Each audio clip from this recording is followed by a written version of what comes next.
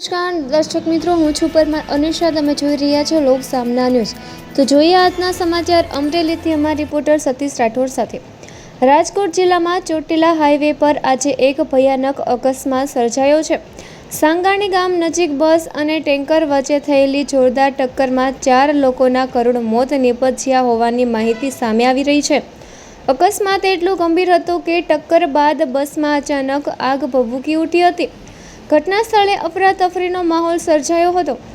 સ્થાનિક લોકો અને ફાયર વિભાગની ટીમ તરત જ બચાવ કામગીરીમાં જોડાઈ હતી.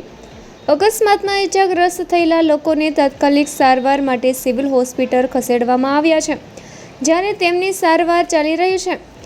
ત્યારે ઘટનાની જાણ થતાં જ પોલીસ કાફલો પણ ઘટના સ્થળે દોડી આવ્યો હતો અને ટ્રાફિક વ્યવસ્થા સંભાળી વધુ તપાસ હાથ ધરી છે. પ્રાથમિક માહિતી મુજબ અકસ્માતનું ચોક્કસ કારણ હજુ સામે આવ્યું નથી, પરંતુ પોલીસે સમગ્ર મામલે તપાસ શરૂ કરી છે. તો ફરી મળીશું એક નવા સમાચાર સાથે. ત્યાં સુધી જોતા રહો લોક સામના ન્યૂઝ.